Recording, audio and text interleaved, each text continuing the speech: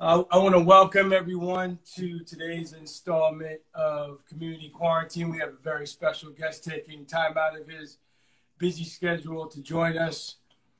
Today we're interviewing San Diego Police Chief David Nislight.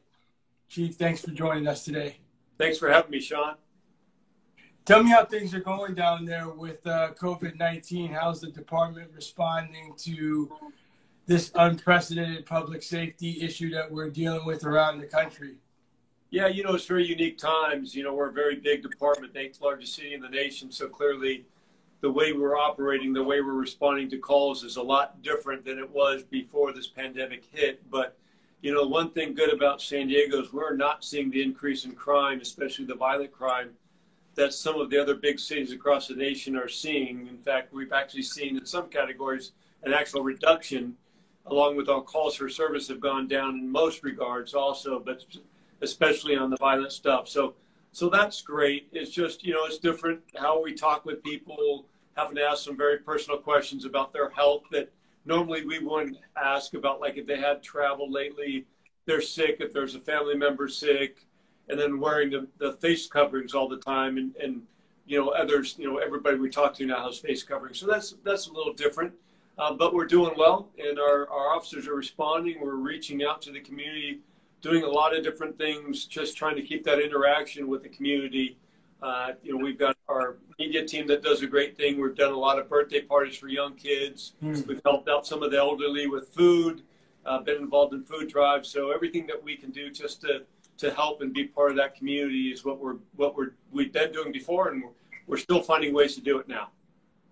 Well, that's good news, Chief. Speaking of personal questions, how are you doing? How are you and your family and the individual members of the department maintaining their health and safety?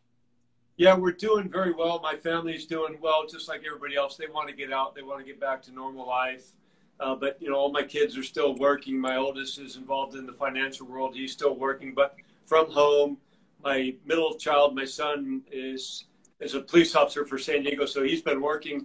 And then my daughter's a college student, so she's been moved to everything online. But family's doing good. As far as the PD family, we've had 10 officers test positive for COVID. 5 of those folks are back to work. The other 5, they're moving towards it. They're recovering. But a couple were pretty sick at one time, but they're on their way to recovery. So when you talk about the officers that have tested positive, how does that affect the rest of the department that may have been exposed to those officers? Yeah, we did a lot of mitigating factors. We brought in a company to desanitize the station and their cars, and the officers are no different than anybody else. But we also work in an environment where infectious disease has always been part of our job, and so yes, COVID is a new pandemic. It's a new infectious disease, but we're used to that.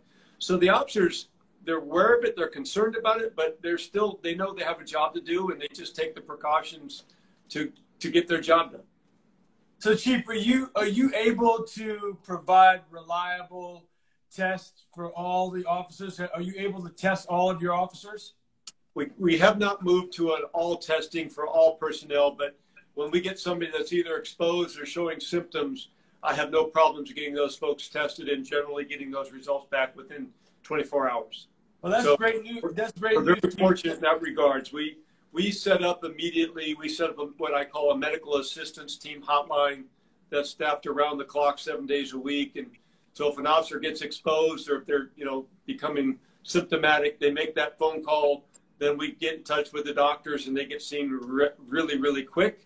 And they also have the option of seeing their own provider. But I'd say 95% of them go through us, and then we get those results back very quickly. Well, that's fantastic news, because I know that not every department around the country is that fortunate. Some of the departments are having some issues getting all the officers tested that they need to get tested. So it's good to know that the San Diego Police Department is able to do that. And I just want to take a moment to thank your department and all the first responders around the country for continuing to put themselves in harm's way in a new way. Right. As we mitigate the effects of COVID-19 and adjust to this new normal. So I want to thank you and all the officers in your department for continuing to do so. Absolutely. Thank you. No problem. Just want to make sure that I said that to you. Now, I saw this weekend, and maybe a day or two before the weekend, San Diego was experiencing some residents that were getting antsy and tired of staying at home. I want to give you the opportunity to provide any messaging to folks that are thinking about easing these restrictions personally and getting out into the community. If you have any message for San Diego residents that are doing that, and how that affects the department when those things take place. Yeah, my message really is we need to be one team. San Diego needs to be one team. Law enforcement, our first responders are really going in harm's way. And when I talk first responders, I'm talking our lifeguards, our fire personnel, police, and all of our medical providers. We're all putting ourselves in harm's way to help people. And the way that the city of San Diego and the residents of San Diego can help is to do their part. And that's be mindful that this thing can spread very, very easily. And you can be very asymptomatic and still be a carrier of that. That's what's very, very concerning about this particular disease is you might not show any symptoms, but yet be a carrier. And it might not be impacting you. It might not be impacting your family, but it is impacting other families. And, there's deaths across this city. There's deaths across this nation and this world. So just be mindful of that and do your part. I understand people are anxious to get out, and we just opened up our beaches just this morning. So if you need to get to the beach and do surfing or run take a run along the ocean, please do so, but then get home. Unless you're one of those essential workers, take advantage of getting out, but also don't take it too much advantage and follow the rules, really, is what I need you to do. Well, thank you for sharing that message, Chief. I want to welcome everyone to Community Quarantine. Our guest today is Chief David Nislight of the San Diego Police Department. Chief, I want to take an opportunity to allow our viewers to get to know you a little bit in your path to becoming Chief of Police in San Diego. Now, I know a little bit about you. I know you're a local San Diego boy, the Rolando neighborhood, if I'm not mistaken. That's correct. Yeah, not San Diego State. And that neighborhood means a lot to me because of my 25 years of living in San Diego. I spent a good 15 of my years in the Rolando area, College and El Cajon Boulevard area. So I know that you come from a family of law enforcement. So share a little bit with us about your upbringing and your childhood and what were some of the factors that made you decide that you wanted to get into law enforcement? Yeah, as you mentioned, I grew up in a law enforcement family. I, lived in Rolando from the time I was 5 years old up. I was actually, my first couple of years were in City Heights as a young kid. I don't remember that. And then moved over to Bay Park for a couple of years and then moved to Rolando when I was 5. And that's where I grew up. I can envision my dad being in a uniform. He wore tan back then. And just being around him and his friends that a lot of were in law enforcement. And as, going older, really just kind of looking up to my father and the job that he did, and the constant change of his job was really alluring to me.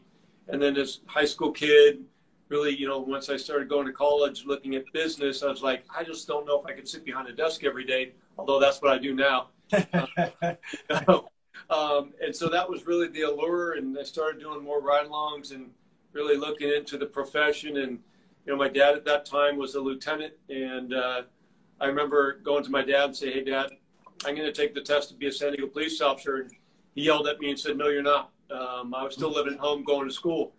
And he said, give me one more year of school. And I did. And a year later, I applied and went through the process. And much like I did when my son went through the process, he didn't help. He stayed out of it. He said, here's the phone number. It's on you. And so I got myself through the academy and got hired and, just kept plucking along and going through promotions and taking on the added assignments. And I'm very fortunate enough that, the timing and everything else worked out for me to be the chief of the San Diego Police Department, my hometown. And now watching my son go through that and joining the department, he's been with us about 3 years now. It's funny, when I started the police academy and came out of training, my first assignment was Central Division in Barrio Logan Heights. My son's first assignment is Barrio Logan, Logan Heights.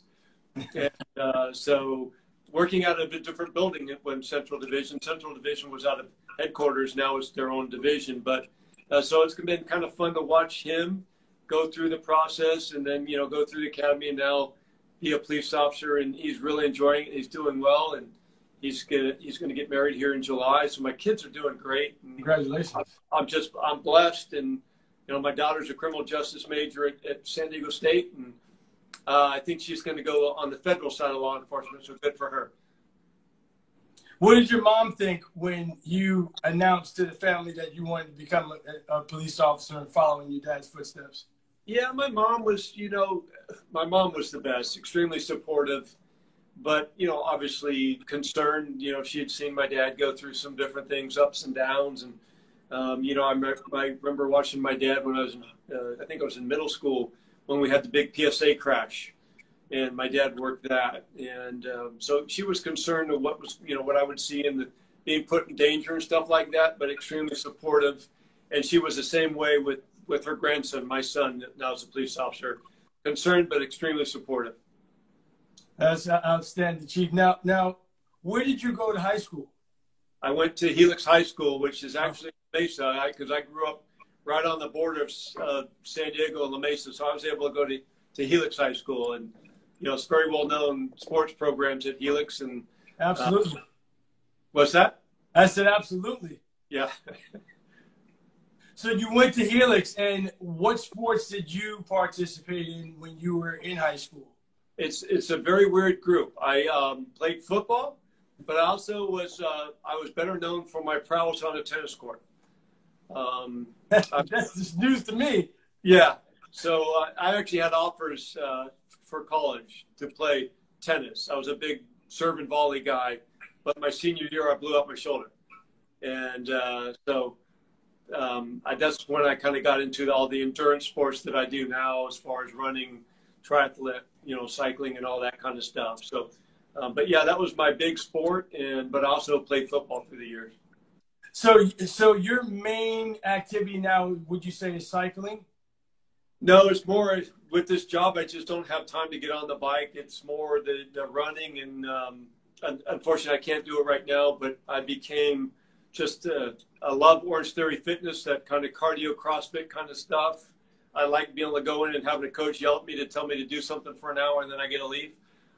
So I really miss that. But I also have a Peloton at home, so I'm able to do that and just running on the road. But yeah, I mean, my big stuff I really like to do, I was a sponsored cyclist and duathlete, triathlete. Like to run. I've run 18 marathons to include Boston, New York, Chicago, the Marine Corps Marathon, stuff like that. So let me ask you this, since you brought up marathons, and I know that you and I have a common friend, a dearly departed friend, Father Henry. Did you ever compete in marathons with Father Henry at all? Did you ever run in the same marathons as him at the same time? From talking to him, I believe we have. I remember talking to him about Boston. He had done Boston before, and he kind of gave me some tips on Boston and just his love for running. We were able to kind of share our love for running. And what a great guy. And he's deep in the mist every single day. He meant a lot to this police department, myself personally. But so, yeah, I'm pretty sure we were in a couple marathons together, but we've never actually sat down and said, hey, did you run this event this year? Yeah, it did. When you mentioned the marathon, I didn't know that you had run that many marathons. And the only individual that I've ever met that even comes close to that, and I think he ran in more marathons than you, yes, was Father Henry. So definitely ran more than me. Yeah, he was pretty avid about it. So that's what made me think of him. So you're in high school. You decide that you want to take the exam. Talk to me about your own family. You said you have several children. Talk to me a little bit about your wife. When did you meet your wife, and what did that courtship process look like?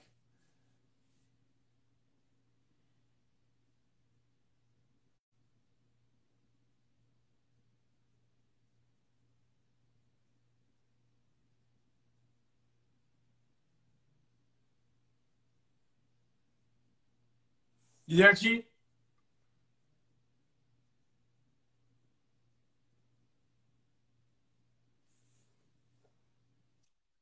hear me? I can hear you now. Okay. Did you hear my answer? Because we had a little glitch. No, I didn't. Okay, I'm sorry. Yeah, so I met my wife in 1989 through friends. Just started as a friendship, and that kind of led to start to date.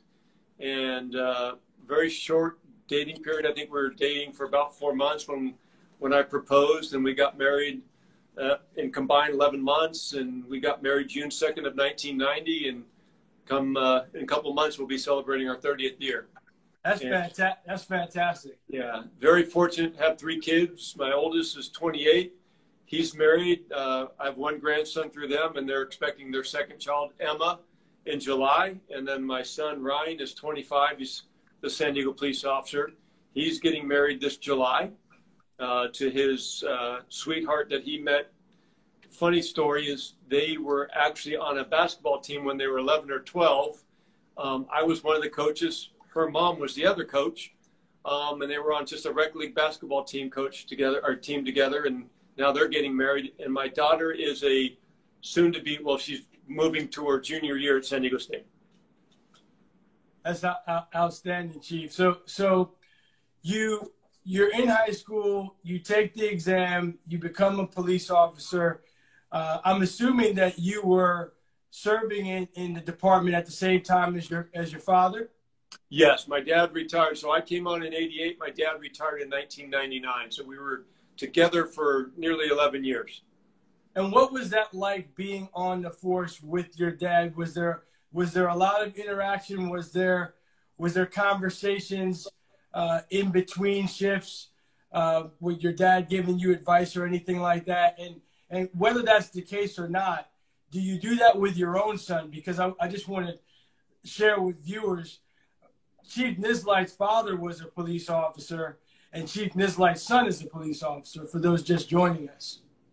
Yeah, so, coming on with my dad, I mean, I got a lot of ribbing during the academy from a lot of his friends that were our instructors. And, it's different having a family member on the department because obviously the name recognition, my name's unique anyways. So in some regards, it's more difficult because of that. The expectations that put on you are a little higher, and the same for my son. Obviously, when he came on the department, I was the patrol chief. And so, yes, I used to talk to my dad quite a bit about the job, about just different things, different cases that I would come across. And I still have those conversations with my son. My son calls my wife every single day at the end of the shift, and he talks to my wife about the shift, which my wife loves. A lot of times I'm around, I'll listen to it, but he'll tell me about good cases that he gets involved in, and doesn't ask for a whole lot of opinions or my suggestions. I think he's just trying to, drive his own path, to be real honest with you, which I appreciate. But we do talk what we cop shop, quite a bit. And it's fun to go back and seeing just how motivated and how much fun he's having in this job and his ability to help people. And he's already received a life-saving award for saving somebody that had been stabbed. And so he's doing very, very well. I'm very pleased and very proud of him. Well, you must be. To everyone joining us in community quarantine, we're interviewing with San Diego Police Chief Dave Nislight. Chief, I want to ask you about your time as a front desk clerk. I mean, when I look at where you started in law enforcement and where you're at now, what was that process like, quite literally starting from the bottom and working your way all the way up to the top? What was that process like for you? And please describe that journey for us. Yeah, just like anybody else, you come on the department and, you're the newest member and you have to be able to prove your value and prove that you belong. Kind of like athletics, right? Kind of like a team. You come in, you have to prove you're a member of the team and prove that you get on the field. No different. I came on, I've been a very task-oriented person my whole life. And so I came on and I kind of set some goals for myself. And one of those was become a SWAT officer, and I was able to do that. And one was to be a field training officer. And every couple of years I would change those goals. And then, I wanted to become a supervisor. And my end goal was to be a captain. That was my goal. And when I, looked at the big picture of saying, okay, after 30 plus years, you're going to walk out the door. What's a perfect career look to me? And that meant I was going to be a captain. And that's kind of where my dad had retired from, being a captain. And once I got there, I just decided I thought I could do a little bit more, and I had value to bring still to the department at a, higher level of leadership, and got the opportunity through Chief Zimmerman to get promoted to assistant chief and take over patrol operations. And I got a lot of encouragement. A lot of people knew Shelly was going to be retiring. And I had a lot of not only city leaders, but also a lot of rank and file officers asking me to go after being the chief. And so I did. And I was very fortunate with the timing and everything. And, to go through the national search to become the chief. And, stiff competition, a lot of great folks. And I was able to come ahead and, very appreciative to the mayor and everybody that was on the public panels that voted for me. Well, I'm glad they did, because when you and I met, we were introduced by Chief Zimmerman while you were an assistant chief. Yes. And I always respected and admired the fact that you seemed genuinely interested in our law enforcement community relations program called Game Changer. And that's when I learned about your background in sports and why the model made so much sense to you. With that being the case, Chief, you've done quite a few things in law enforcement. You've seen quite a bit compared to when you first started. Share with us how you have seen law enforcement change, and not just the face of law enforcement, because we know now we have, unprecedented diversity in terms of gender diversity, ethnic diversity in law enforcement. But how has policing changed compared to when you first joined the force? It's completely a different job. Like I said, I came on in 1988, and to current day, it's night and day. I mean, the technology that's used by law enforcement, whether it be body-worn cameras, different technology, computers. We used to, like the old movie days, you'd get a call and you'd have to write it on a little pad that was stuck onto your windshield so you could go look it up through a map. And now you just push a couple buttons and it tells you where to go. So technically the job has changed. The training that goes into law enforcement is probably tenfold from what the training that I got, 30 plus years ago. And then just the community relations have changed, to my opinion, much better. We're a lot more collaborative. We're a lot more transparent with the community. We have a lot of interaction with the community, and we're always striving to be better. And as far as, the face and everything like that, that's one thing I'm very, very proud of, as I know that the previous chief is who we're hiring, really focusing on trying to bring in San Diegans and people that understand this community, but also really trying to mirror who we're bringing on the department to mirror what the community looks like. And so I'm very happy with who we've been hiring and the diversity. We've been doing a great job, and we've got another academy starting here in June, and we've been getting big academies. In fact, I think 3 academies ago we had the biggest academy in 25 years. And so it means we're doing stuff right, and we're always striving to be better. And that's really my job, is to try to get us to the next level of looking at best practices and really looking at our mission statement and make certain that we're following the mission statement. And that means also hiring the right people, training them right, and then putting them out there so they can interact with the community in a positive manner. Well, you just answered a viewer's question. She wanted to know if the academy was delayed this June, or is it on time? It's as we speak right now. We spoke about it this morning. It's slated to start the first week of June. We might have to push it back a week or two, maybe more like middle of June, because we had to press pause for our senior academy for about 2 weeks during this. And so they're going to have to make up that time now. So we're going to try to condense it and try to get it all done. But we need people. We need men and women, to come in and, help police this community and keep it the safest large city in the nation. And so we're still pressing forward to do this. We're just like everybody else. We're having to figure out different ways with physical distancing and all that, and breaking into smaller groups and doing temperature checks and all those different kind of things to make certain that we're not spreading it amongst ourselves and then taking it home. But our senior academy is back in. Our junior academy is still off right now, and I'm hoping to get them back on board here in the next couple of weeks. Good to know. Good to know. So, Chief, you mentioned community, and I want our viewers to know that the San Diego Police Department historically has been a leader when it comes to community policing. What is the department doing? What activities are you engaging in on a regular basis to continue to live up to the department's reputation for community policing and setting that national standard that the department did years ago? Yeah, you're right. We were known, we kind of came up with the whole problem-oriented policing, COP back in the day, COP, community-oriented policing. So it's a little bit more difficult right now just because we're not allowed to have all these community meetings that we go to all the time, but we still have our community relations officers out. We have a very robust media team now that is reaching out through social media and different platforms. It means a lot of phone calls. It means a lot of phone calls for me. That's generally how I end my day.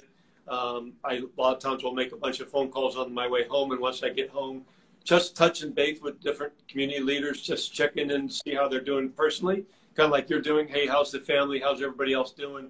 What's going on? What do you need addressed? And we're doing that on the captains are doing that for their commands. Lieutenants are doing it for their folks. And so it's constantly being pushed down. And, whether it be email or Skype or just on the phone, we're still reaching out. We even have our volunteers still reaching out to the elderly, because we were doing a lot of those "you are not alone" checks. Well, we can't do those in person anymore, but now we're doing them on the phone. So we're still making certain that we're reaching out to everybody and letting them know that we're here for them.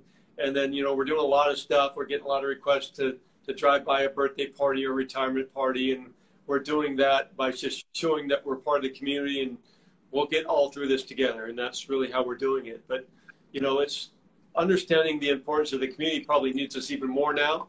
And we need the community probably more now too, because we're all in this together. Yeah, we've had that conversation on the phone about the community needing law enforcement and vice versa even more now. Yep. And along those lines, Chief, there's been a couple of occasions where you and I have wound up at the same place, particularly at the Rock Church, and yes, Pastor Miles and the impact that church has had on the San Diego community. But it had me wondering,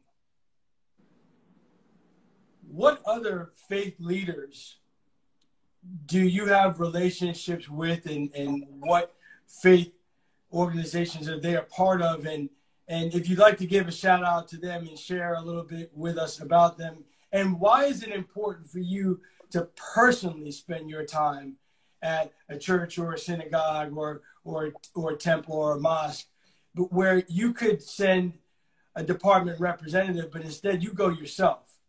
Yeah, I think it's important. I always kind of went on the platform that I'm the people's chief. And so, I have a great relationship with Miles McPherson, you said, from the Rock Church, but I also have great relationships with Gerald Brand and Dr. Connolly from UAMIC, a lot of different churches, the Iman Taha from the Muslim Center of San Diego, and the ADL and different synagogues. And so it's important that people first know who I am, but also I know who they are. So anytime we have to deal with anything, it's not like we're learning each other the very first time. We have that relationship, and that's important for me.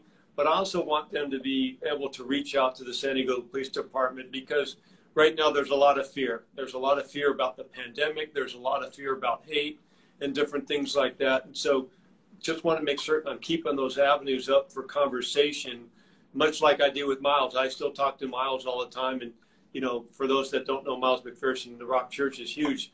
His son's also a San Diego police officer. And so, that's kind of the neat bond that we have too. And so, it's important. They are city leaders, and they have a great congregation, and it's understanding them, and it's, having that voice come through them, because they hear a lot through the congregations. And a lot of times I can talk to them and kind of get the pulse of what's going on, or I can reach out to them and try to get something kind of brought back down and, put out the word of what happened and why and what we're working on. So it's a two-way relationship. Absolutely. Chief, we have a lot of people asking questions. I'm going to give you an opportunity to answer some of those questions. But before we do that, I just want to announce again that viewers, you're tuned in to Community Quarantine. I'm interviewing San Diego Police Chief David Nisleit. Chief, Please take us through a typical day for you. Well, I'll go typical. I'll go typical pre-pandemic.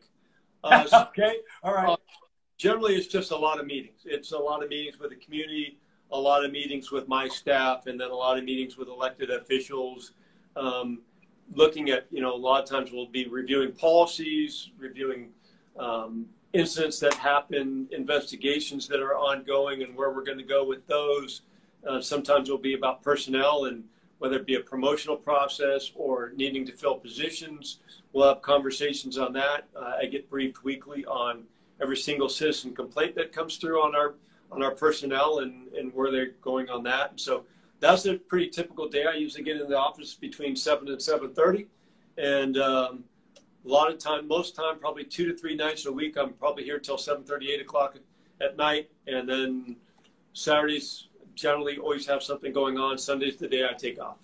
But very busy. You take a day off? You take a day off? You take a day off? I take Sundays off. Sunday's family day. And golf. Yeah, you probably need that to keep your sanity. Yes, I do. Yeah, I usually play golf Sunday mornings with friends, and then get a workout in, and then spend time with my wife and my dogs and my grandson and different stuff like that. So just try to get a little downtime. I'm glad you take the time to do that, Chief. I know you spent time attending the FBI National Academy. I did. And I personally would like to know, what was that process like, and what did you glean most from that experience? Yeah, I went in 2014, and there was a couple things. Actually, it's not a singular answer. One, was able to kind of self-reflect on leadership of myself in how I operate and learn some great leadership traits for the FBI. But the other was literally listening to my peers from across the world and understanding that we're all facing the same kind of dilemmas. We're all facing staffing issues. We're all facing community relationship issues and stuff like that. And just understanding and being in the room with 200 plus, law enforcement leaders from across the world, and be able to brainstorm kind of best practices and what you can do in these scenarios. I was there during the Ferguson incident, so that was kind of very interesting to see and have conversations about that and use of force and different technologies. So a lot, but for me, probably the biggest thing was leadership. No doubt, no doubt. And speaking of leadership, as it relates to your own career, are there any members of law enforcement, perhaps outside of your own father, that have served as role models to you in this leadership position? Yeah, I mean, I still talk to the previous Chief Shelley. I still also talk to Jerry Sanders, which is a couple chiefs prior and the former San Diego mayor. And then, I'm very fortunate to belong to the Major City Chiefs organization. And so those are all roughly the 70 chiefs from across the nation of the largest cities. So I can pick up the phone and have conversations with those folks. We have a briefly conference call now every single week on COVID and what we're all experiencing. I was just on a great conference call last Friday on all the protests, the freedom protests that are hitting, across the nation, and how we're addressing those, and, what people's thoughts are and what our role is in allowing people to express their First Amendment, while also making certain it stays peaceful, especially when we're all under these stay-at-home orders. So that's always a great conversation. But yeah, there's been multiple. I also had some other folks that were, supervisors of mine that I still stay in touch with that kind of helped me grow through the process. Some were sergeants, some were lieutenants, and some were just SWAT team members that I still stay in touch with that always have great conversations about leadership. Now, along those lines, does the department offer any type of mentoring program for officers that are desirous of working their way up the ranks and becoming, like you said, your goal was to become a captain? Well, you've gone beyond that goal. Does the department have any mentoring programs? We do. We have a leadership development unit that we help mentor folks through. We kind of have different matrices, and then it really is incumbent, and I can speak for myself, for my 2+ years now, of really, I tell sergeants, one of your main roles is to mentor your folks to replace you. And I talk about that at every single level. And it's what my job is my goal is to have at least 2 or 3 folks that I can go to the mayor with and say, hey, here's who I think your next chief is. And it really comes down to who you mesh with the best. But I really think in law enforcement, one of our most, if not most important jobs is to prepare people for the next role. And that's how I also look at promotions. So when I promote a sergeant or lieutenant, it's not necessarily I'm promoting a sergeant or lieutenant. I look at, could they be a next chief? Could they be another assistant chief? Could they be a commanding officer? And as long as that answer is yes, I'm going to promote you most likely. But if it's, no, then you're probably not going to get promoted. It's right. Really looking at, as we build, this job is about passing on knowledge. And you can't look at it, from an egotistical side of, well, they might replace me. Well, that's the goal, because we only have a finite time in our roles. I only have 4 more years max, and then I have to retire. And so I want to prepare folks to take my job, and that's by sharing knowledge, by sharing information, by sharing success, and by sharing failures. Because, with this job, you're going to have failures. You're going to make wrong decisions, and it's about recovery. And, I talk about that all the time. It's not necessarily what you did. It's about how you recovered and how you handle that, and how you handle adversity. And that's kind of our mentoring program in a nutshell. But I have a very open door policy. I have people come up and, or I'll run into people and I'll ask them flat out, what's your 5-year goal and what's your end goal? What do you want to be? And they'll tell me, I'm like, set an appointment with me. You need to come up and we need to talk. So, Chief, you just mentioned something that's very interesting to me. Whenever the mayor appoints a police chief in San Diego, is it always a finite amount of time that you have to serve as chief? No, not necessarily. We have the drop program. So I entered drop almost a year ago, and so you can only do 5 years. I've been on over 32 years now. And so, but really in my opinion, and I think this is pretty widely held, a chief of a big city, usually that tenure is about 4 to 6 years. It allows the chief to come in and kind of put new, fresh eyes on different things. But then it's time for somebody else. And this is a very demanding job. It's a very stressful job. And I really think that 4 to 6 years, and if I do my whole time, it will be just over 6. And then we'll let somebody else have a run at it. And I'm hoping it will be somebody who currently is a San Diego police officer, not from somebody from outside. I understand. Well, thanks for sharing. Yeah. We've had a couple of people ask some questions, and I know that you've got to get back to work, and we appreciate you taking the time to speak with us. But one of the questions was, what does making a lateral move look like from one department to another? So when I say department, I mean another law enforcement agency, actually. What incentives does the San Diego Police Department offer to those outside members of law enforcement and members of other agencies that want to come and join the San Diego Police Department? Well, it's very simple. If you're from California and you have a post certificate, you can lateral over our department. You take your seniority with you. We also offer a $15,000 signing bonus right now for you to come over. We put you through some very short, specific training, and then you're out on your own. You can still come over from other agencies outside the state. It's just more difficult. You just have to go through our police academy. You come on at a different level. You come on at a higher pay rate, but you still have to go through our academy because you have to be accredited in the state of California to be a sworn police officer. And talk to me about your new pay rates. I know that there has been some movement to improve the salaries of incoming police officers. So tell us a little bit about that salary structure now.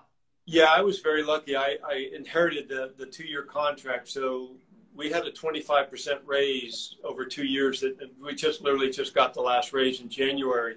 So we're very, very competitive right now. For instance, if you were a police officer too, which means you've been under department for 3 years, your base pay is right at $100,000 right now. That's not taking shift differential. That's not taking holiday pay or overtime. That's just base pay. And so we're very, very competitive. We're still about 130 officers short of our budgeted strength. So we are still hiring. Even through this pandemic, we're still hiring. In fact, we're going to have another June Academy, as I mentioned. So We're very competitive, and in my opinion, one of the best, if not the best, training programs in this nation. And that's, I have a lieutenant that's leaving our department here at the end of this week to go be a deputy chief in another department. I think there's 8 or 10 chiefs throughout the state of California that grew up on this department and moved on to become chiefs of other departments. And so it's always good to see, and I think that's because of our training program, because of our community-oriented policing process and how we operate, and the fact that we just, come from a very good department that's very widely respected, and then you move on. Well, you just answered one of my questions when you said that you're still 130 officers short. But from what I recall, you made a dent in that number. Yeah, we were about 250 when I took over. And so we changed our hiring process. We brought on a marketing firm called Loma Media to really help market us. And we've had huge academies, which we hadn't been seeing. And so, we still have attrition levels, and we're a big department like everybody else. We have a lot of people retiring, but we've actually made great strides in bringing our numbers up. When I took over, we were in 1700s. Now we're in 1900s sworn. Well, congratulations. I know that was a major point of interest for you when you took over as chief, and it's good to see that number has dipped down while you've been sitting in that chair. Absolutely. We don't have that much time left, Chief. I'm going to open it up and invite some viewers to ask some additional questions if they have any. But in the meantime, please talk a little bit about communication. The 3 years that we've been implementing Game Changer here in Southern California that started in San Diego, right. We discovered how important the art of communication is for not only members of law enforcement, but residents. It seems to be the number one issue that exists between law enforcement and the residents that they serve. What steps has the department taken to improve that communication dynamic that takes place between residents and your officers? Yeah, you kind of helped us a lot by doing Game Changer. It's, allowing people to come to the table and have those open conversations. I think when you talk about communication, the biggest thing that we're all kind of find fault in is we don't do a great job always explaining why we do what we do, whether it be from a law standpoint or from a policy standpoint, or whether, we made an arrest, we responded to a call for service or a complaint, of taking that extra minute to explain, hey, here's why I'm here. I got this complaint, and explaining things through. And so Game Changer really gives us an avenue to sit at the table with a lot of times with youth and young people to kind of say, hey, here's who we are. We're normal people just like you. We like sports. We like to do this. We have, we grew up playing sports, or we grew up in our dreams or to own a house just like everybody else. So it's really about opening communication, and we're still doing the same thing. One of the things that we've done in the last year is we really built out a gang intervention unit, and really now we're teaching that at the middle school level of the great program, Gang Resistance Education and Training, of really getting out there and building those bonds so our young people not only see us as police officers, but see us as people. So they see us out of the uniform. In fact, we don't wear a uniform for that position because we kind of introduce ourselves much like how Game Changer is. You show up in regular clothes, and then they realize, oh, wait, this is a cop. And so it allows us to be kind of humanized, if you would. And it's just about learning about people and understanding people, and sometimes even agreeing to disagree, but doing it so in a manner where nobody gets upset. Is, you're allowed to speak your opinion, and we're allowed to give our opinion, and people understand it. They walk away understanding that we all have a job to do, and most times we're just doing our job. Thank you for that, Chief. So we have a question from Slim JD1. She says, what is the process like when you work with a recruiting officer? Would you recommend contacting a recruiting officer before applying? Absolutely. And, you can go to our website, join SDPD now. But I definitely, get in touch with a police recruiter. They'll tell you about the job. They'll give you the expectations and kind of walk you through the process so you don't get caught off guard on anything. We'll get you ready, and love to have you. So if you're thinking about it, please reach out and talk to one of our recruiters. So with that, Chief, let me see. So how can members of the general public assist law enforcement in any way during this pandemic? Is there anything that they can, aside from staying at home, is there anything that they can do to assist you with maintaining public safety during this time? Yeah, you hit on the main thing is that, follow the rules. Stay at home unless you have to essentially, have to be out because you're either essential worker, or you're going out and, getting groceries, getting out and getting a little bit of exercise, which I do recommend. That'll bring your anxiety levels a little down. But otherwise, just, follow the rules. And, for something, you see something that looks out of the ordinary, I ask you to call us. And, just being that community partners, that's what it's really about. That's why San Diego has such a great, rate of solving crimes, is because our community members are willing to reach out to us, willing to stay at scenes and talk to us and help us solve crimes. And that speaks volumes to our relationships here in the city of San Diego. Not that we don't have room to improve, because we do, but we do have great relationships with the communities that we serve. Well, I'm glad you brought that point up, because it's one of the things that I've learned over the past 3 years, Chief, is that the relationship between law enforcement and the general public has to be a healthy one from a communication standpoint, because the community residents help law enforcement solve crimes. Absolutely. We provide law enforcement with that intelligence that they need, that they wouldn't otherwise have without us. So we have another question. Well, this is somebody joining. Is the police academy still suspended? And you already answered that question. The academy may be pushed back a couple of weeks in June, from what you said, correct? Yeah, so our senior academy, we paused for 2 weeks, but they started last Monday. They're back in, so they're doing all their classroom stuff. We're kind of switched the schedule around a little bit. And then come May, we'll start getting back into our defensive tactics, our firearms, our driving, and different things like that, so they can graduate on pretty much on time. I think they'll be about a week late. But yeah, we still, we're still hiring. We still have to do our academies. We're just had to take that time to figure out how we're going to do the physical distancing within the academy and making certain that we're, following the rules that best we can. But, this law enforcement still moves on during this pandemic. Absolutely. One last question from Daniel Aguiar Jr. He asks, about how long is the hiring process before actually reaching or taking part in the police academy? Yeah, I'd say on the very fast end, 3 months, but normally I'd say 3.5 to 4 months is about normal. And that's from the time that you pass the written test and you get into the process. And so you fill out the questionnaire and you have your background done and you go through all the different testing process. And it's pretty darn quick. And we do it in segments so you know what academy we're looking at. So like if we were looking at you right now, we'd be looking at you for the September academy. And do cadets get paid while they're in the academy? Yeah, so you come on, you're considered a police officer recruit, and so you get paid to go to school. You are a full-time city employee at that particular time from day one that you start. So you get a salary, you get your full-time benefits, and then when you graduate the academy, on the last day of the academy, you get sworn in, you become a police officer 1. That's when you get your badge, and that's when you go out to field training for about another 4.5 months. So from the time you start the academy till the time you're out on your own is about 11 months. So, Chief, I want to thank you for taking time for speaking with me today and really educating the community and bringing us up to speed on how the department is doing during the COVID-19 pandemic response. Is there any other websites or non-emergency telephone numbers that you would want community residents to have so that they can call or go online as opposed to calling 911?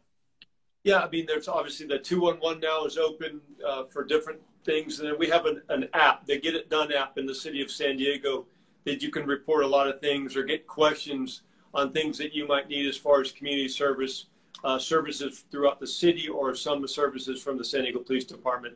So Get It Done app is simple app if you just download it. And then 211, you can also call for information and stuff like that. But we're fully open, so if you need our services, please call us. Well, thanks, Chief. And for everyone who's viewing who had questions, you can either contact me, DM me on Instagram, because some of the people have asked questions that you've already answered, or you could take advantage of the information that Chief Nisleit just provided and reach out to the police department and have those questions answered. Chief, thanks so much for joining us. I can't thank you enough for stopping by and spending some time at the community quarantine. And I look forward to speaking with you again offline soon. Sounds good, Sean. Thanks for having me. Take care of yourself. Stay healthy. You too. God bless now. God bless. Bye-bye. Bye-bye.